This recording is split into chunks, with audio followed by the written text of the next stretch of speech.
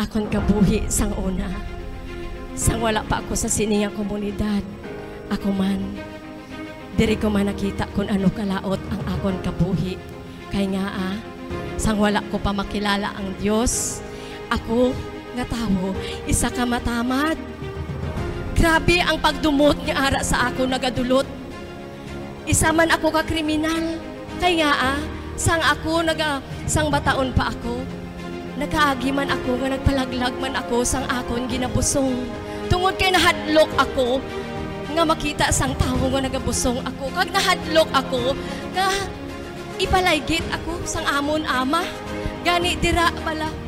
Wala gid ako nagalaom nga ang tanan gali nga akon ginabuhat kalautan sa atubangan sang Dios. Ang matamad nga tawo, ang silot ang silingya sa iya pulong, ang tawo nga matamad, isa ka mahigko sa iya atubangan. Grabe ang epekto sa akon. Kag ang grasya sang Ginoo tungod kay palangga niya ako, ginpakilala niya, ginpadalaan niya ako sang isa ka instrumento nga matutom sa pagbalik-balik sa akon. Kay nga ang akon obra, ang tawo nga matamad, wala sing obra, ligid lang, entertain sa nagaapot, sa nga nagaduhol, sa mga istorya nga hindi maayo. Kag dira, hindi maayo kid, hala, pangliba, kala, kung ano lang daang mabatian, pakigangot, kag amo na bala, kung baga pamahaw, panyapon, panyaga, amo na akon kabuhi. Sa bagay nga, nakita gid sang Ginoo, ang akon kinaiya. Kag dira ang epekto sang akon nga mga kalautan. Grabe kagarot ang amon panimalay. Grabe ang akon pagantos. Nga kung sa diin ang pagdumot gali diri ko nahangpan sa Dios gugma nga ang pagdumot nagadulot sa akon tagipusoon, nagahatag sang masakit kag balatian nga sa bagay ang ginabatya ko sang una daw nagalukdo ako sang kalibutan tungod gali ini sa kaakig.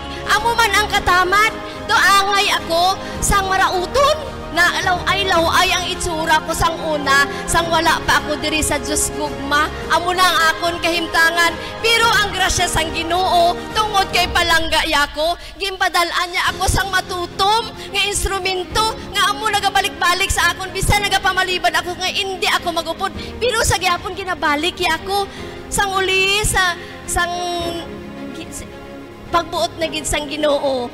Nga gintawag yako kagin tawgo niya ako kag pilion na. Dito nag-abot sa ako ng masakit nga hindi man tsindihan. Kaya nga gindala ko sa hospital, ang findings lang ng UTI, uric acid. Pero grabe ang akong ginabatsyag. Gali ato tanan, palaagyan. Nga dito na pagwa ko sa hospital, timing nga 8th anniversary sang Diyos gugma, kag dito ako naka-attend. Kag dito ang mga pulong ginpahayag sa akon, diri ko nakilala nga ang tawo gali nga matamad. Grabe ang panulok sang Ginoo, higko-higko, isa ka itumpok nga ipot.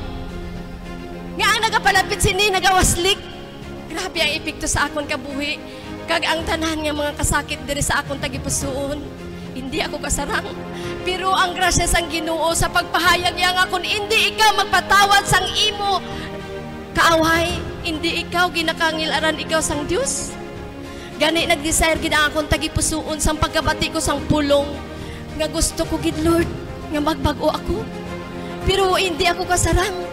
Ginapangayo ko gid ang grasya mo nga baguhon mo ang akong kabuhi kag wala gid ako ginpaslaw sang Ginoo. Sa bagay nga ari na ako nagapanaksi sa inyo, ginbag-o ako sang Dios. Ato tanan ang ako ng mga kalautan, ang akon katamad, ang mga pagdumot, subong ginbayluhan sang Dios nga makasarang ako sa pagpatawad, nga bisan ginapakamalot ako, ginaangkon ko kag makasarang ako sa paghakos. Grasya ini sang aton mahal nga Dios nga ang tanan ginhublas niya.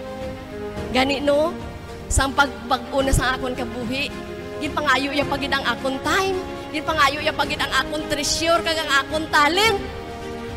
Kag diri ginpamatud-an gid sang Dios kun ano ang pagbago ya sa akon. Kay nga ginbaton ko nga himuon niya ako nga instrumento.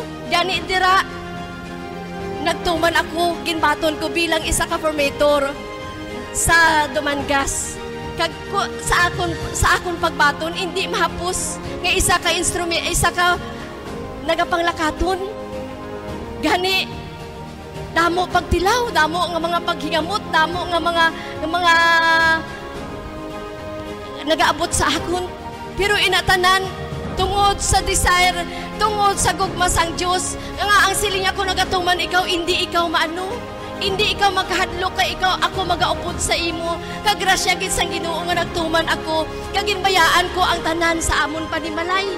Ginbayaan ko kay sang unan gatiyanggi ako, may mga baboy ako, ato tanan nadula. Kag diri grabe man ang grasya sang aton mahal nga Dios. Kung batunon ta kag tumanon ang iyang kagustuhan, hindi agad kita pagbabayan. Kaya nga makasiling ako nga wala ako ginpabayaan sang Dios. Kay may isa pa ako ka estudyante nga college diri sa Iloilo nga kung tulokon mo budlay-budlay sa aton pagabuhi sa subong nga tinion, ang ano lang ang palangitan-an, sulogid lang ang sweldo sa akon bana 2,500 kada semana. Pero damo ang kanhanglanon sina. Pero ang siling sang Ginoo, tuman ka kay ako hindi magpabaya sa imo, kag hindi ka maghadlok kay ako magaupod sa imo. Matuod-tuod nagtuman ako nga kung sa diin kung tulokon mo sa tawhanon budlay-budlay, pero ang siling niya tumana lang bala ako. Kag sa pagsiling sang Ginoo nga tumana ako, wala ako nagahuo, wala ako nagaindi, kundi diri ako sa akong tagipusoon nagapamati nga sing ko, Lord, gusto ko magtuman sa imo, pero amo ni may amo ni ako, may amo na ako, ginahatag ko ni sa imo tanan. Nakita mo akong tagipusoon sa nga gusto ko magtuman sa imo. Gani wala gid ginapaslawas ang Ginoo, ang akon ginapangayo sa iya.